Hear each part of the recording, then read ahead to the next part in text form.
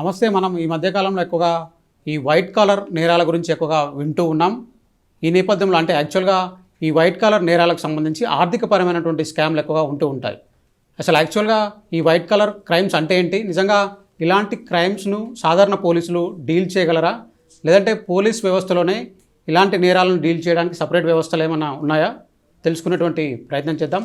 మనతో మాట్లాడాలనుకున్నారు ప్రముఖ high court advocate Nagaraju గారు. ఒకసారి సార్తో మాట్లాడదాం. సార్, మనం ప్రధానంగా ఈ మధ్య కాలంలో అంటే డిజిటల్గా ఎక్కువగా వాడకం మొదలైన తర్వాత ఈ వైట్ కలర్ నేరాల గురించి ఎక్కువగా వింటూ ఉన్నాం.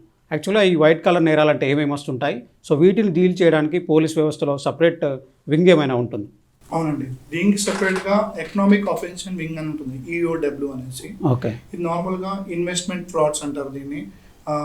మరి బ్యాంకింగ్ లో ఇన్వెస్ట్ చేయడం, పాంజీ స్కీమ్స్ అనేసి కొత్త స్కీమ్స్ తీసుకొని, అంటే ఇది మెయిన్గా ఈ స్కామ్స్ అనేది middle class and lower people వాళ్ళకి జరుగుతుంది అనమాట. ముఖ్యంగా లో ఇన్వెస్ట్మెంట్ హై రిటర్న్స్ అనుకుంటూ చూపించి, ఇప్పుడు ఎగ్జాంపుల్గా మీకు చెప్పాలంటే మీరు 10 రోజుల కోసం ఇంత అమౌంట్ వేయండి, మీకు నెక్స్ట్ డే ఇంత అమౌంట్ వస్తుందని చెప్పేసి ఇట్లా చిన్న మిడిల్ క్లాస్ వాళ్ళని బాగా అట్రాక్ట్ చేసుకొని వాళ్ళకి హై రిటర్న్స్ కోసం వాళ్ళ కోసం ఇట్లాంటి స్కామ్స్ చేస్తున్నారు. ఓకే. సో జనరల్గా ఏంటంటే ఇప్పుడు మీరు EOW గురించి చెప్పారు. సో జనరల్గా అవి ఎలాంటి కేసెస్ని టేకప్ చేస్తూ ఉంటాయి? ప్రధానంగా అవి ఎలాంటి విధులు ఉంటాయి వాటి? EOW ప్రస్తుతానికి అయితే ఎకనామిక్స్ అండ్ ఇన్వెస్టింగ్ ఫ్రాడ్స్ దానిపైన మీరు చేస్తున్నాను అనమాట. స్పాంజీ స్కీమ్స్ కానీ లైక్ లార్జ్ స్కేల్ సెక్టర్స్లో ఇన్వెస్ట్మెంట్ చేసి కోల్పోయిన వాళ్ళు ఉంటారు కదా, సో వాళ్ళకి సంబంధించిన దానిపైనే ఈ వింగ్ పనిచేస్తుంది అనమాట. వీళ్ళు నార్మల్గా జనరల్ పోలీస్ లాగానే సపరేట్గా ఉంటుంది. మనకు ఈ టైప్ ఆఫ్ ఫ్రాడ్ జరిగినప్పుడల్లా మనం ఈ వింగ్ ద్వారా లైక్ ప్రొసీజర్స్ అన్ని ఫాలో అవుతుంటారు. ఓకే. సో జనరల్గా ఏమేమి వస్తుంటాయి, అంటే ఎలాంటి ఫ్రాడ్స్ వస్తూ ఉంటాయి? స్పాంజీ స్కీమ్స్ అంటే లైక్ ఇన్వెస్ట్ చేయండి, డబ్బులు ఇన్వెస్ట్ చేయండి, మా దాంట్లో హై రిటర్న్స్ ఇస్తామని చెప్పేసి అంటారు. ఇంకా లైక్ ఆ స్కీమ్స్ కొత్త స్కీమ్స్ వెరైటీ స్కీమ్స్ పెడుతుంటారు అనమాట. స్కీమ్స్ పెట్టేసి 3 daysకి మీకు అమౌంట్ హై రిటర్న్ అంటారు, 1 weekకే హై రిటర్న్ అంటారు. అట్లాంటి స్కీమ్స్లలో పెట్టేసుకొని ఇది ఆల్ ఓవర్ ఇండియాలో ప్రతి స్టేట్లో కూడా జరుగుతుంది అనమాట. ఇది మెయిన్గా ఏంటంటే చిన్న పేదవాళ్ళని టార్గెట్ చేస్తారు. వాళ్ళని టార్గెట్ చేసి వాళ్ళ దగ్గర నుంచి లైక్ వాళ్ళు నమ్మించి మీకు హై రిటర్న్స్ ఇస్తామని చెప్పేసి చిన్నగా ఫస్ట్ ఒక 2-3 times వాళ్ళు ఇస్తారనమాట.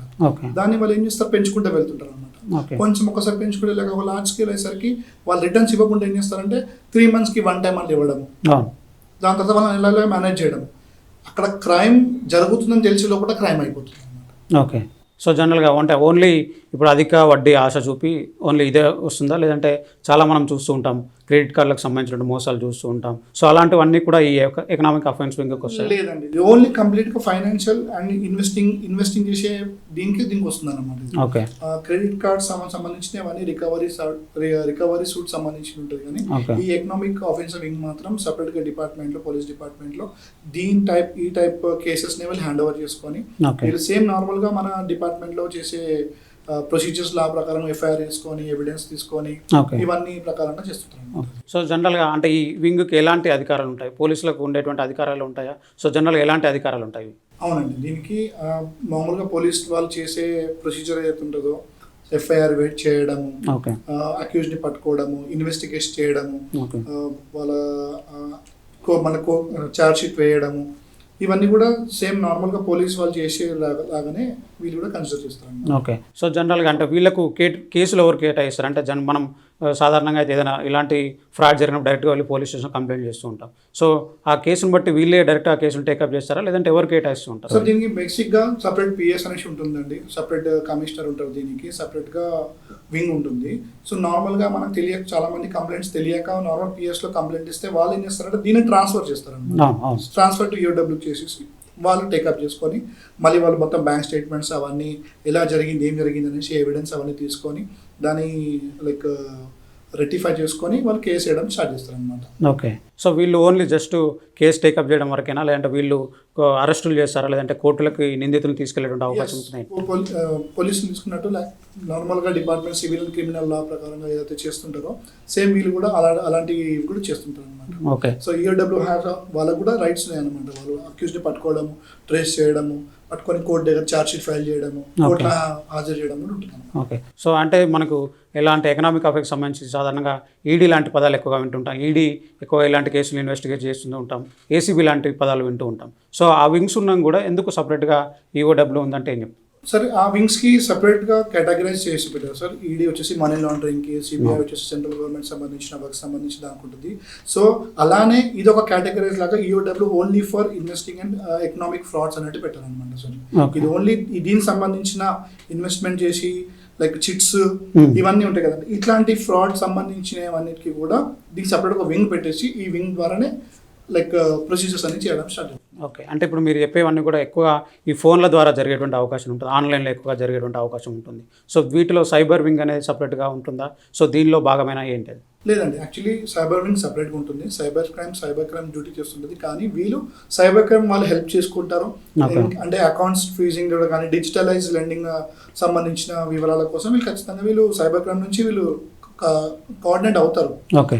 అంటే కానీ సైబర్ క్రైమ్ సపరేట్, ఇది సపరేట్ అండి. ఓకే. సో జనరల్గా వీళ్ళు నమోదు చేసేటువంటి కేసులు ఏ చట్టాల ప్రకారం ఉంటాయి, ఎట్లా ఉంటుంది? బిఎన్ఎస్ ప్రకారంగానండి, క్రిమినల్ లా ప్రకారంగా నేను దీన్ని లైక్ ప్రొసీజర్ తీసుకుంటారు. ముఖ్యంగా BNS 318, 316, okay, 340, 354, section 61 by clause 2 అనేటి సెక్షన్స్ ఉన్నాయి అనమాట. దీని ఎలా అంటే ఈ చేసే క్రైమ్స్ కూడా 10 years ఇంప్రిజన్ ఉంటుంది, plus up to 1 lakh rupees వరకు జుర్మానా కూడా ఉంటుంది అనమాట. సో నార్మల్గా ఈ కేసుకి బెయిల్స్ రావడం అట్లాంటివి చేయడం చాలా కష్టంగా ఉంటుంది. ఓకే. సో ఇలా అంటే ఈ ఈఓడబ్ల్యూ వింగ్స్ అనేది ప్రతి పోలీస్ స్టేషన్లో ఉంటాయా, లేదంటే దీనికి సపరేట్ వ్యవస్థ ఏమన్నా? కమిషనరేట్ ప్రకారంగా ఉంటుందండి. ఓకే. ఈ ప్రతి కమిషనరేట్కి ఒక 2 పిఎస్ బట్టి ఉంటుంది, పోలీస్ స్టేషన్ బట్టి ఉంటుంది.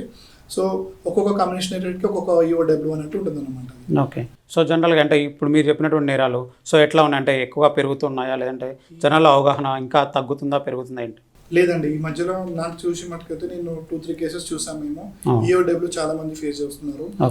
ముఖ్యంగా పబ్లిక్కి తక్కువ టైంలో పేదరికం ఉన్న వాళ్ళు, మిడిల్ క్లాస్ వాళ్ళకి ఉద్దేశం ఏంటంటే తక్కువ టైంలో ఎక్కువ ఇన్వెస్ట్మెంట్ వస్తుందని చెప్పేసుకొని వాళ్ళ ఆశతోటి వాళ్ళ అవసరాలకు దానికి వాళ్ళు లొంగిపోయి వాళ్ళు ఇట్లాంటి దాంట్లో వాళ్ళు పార్టిసిపేట్ అవ్వడం జరుగుతుంది. కానీ వాళ్ళకు అది మోసం అని తెలిసే వరకు మోసం జరిగిపోతుంది, తెలియదు. సో ఎట్లా టార్గెట్ చేస్తున్నారు, అంటే అమాయకులని వీళ్ళని ఎట్లా టార్గెట్ చేస్తుంటారు జనరల్? వీళ్ళు అంటే లైక్ మల్టిపుల్ ఇన్వెస్ట్మెంట్స్ ని ప్లాన్ చేస్తున్నారు అనమాట. లైక్ వీళ్ళని ఎట్లా అంటే చైన్ సిస్టమ్ లాగా, ఒకళ్ళు ఇన్వెస్ట్మెంట్ చేస్తే మీకు ఇంకోళ్ళని ఆఫర్ ఇచ్చినట్టు లైక్ స్కీమ్స్ లాగా పెట్టుకొని వాళ్ళని ఇన్వెస్టర్స్ని వాళ్ళు ఇట్లా ఈజీగా గ్రాప్ చేస్తున్నారు అనమాట. అంటే చాలా మటుకు అయితే మనం ఇది పబ్లిసిటీ ఆన్లైన్లో మనం చూడట్లేదు, ఇది మౌత్ పబ్లిసిటీగా ఓవరాల్గా లైక్ ఇంటర్నల్గానే చేయడం జరుగుతుంది సార్. ఓకే. సో ఇలాంటి వాళ్ళని పట్టుకోవడం కానివ్వండి, ఇలాంటి వాళ్ళకు అంటే వాళ్ళని కోర్టులో ప్రవేశపెట్టడం, శిక్షలు వేయించడం, ఇదంతా కూడా టఫ్ జాబ్ అనుకోవచ్చా, లేదంటే సాధారణంగా జరిగిపోతుంది? ఈ వింగ్ సపరేట్గా ఉంది కాబట్టి వీళ్ళు సపరేట్గా దీనికి మ్యాన్ పవర్ ఉంది.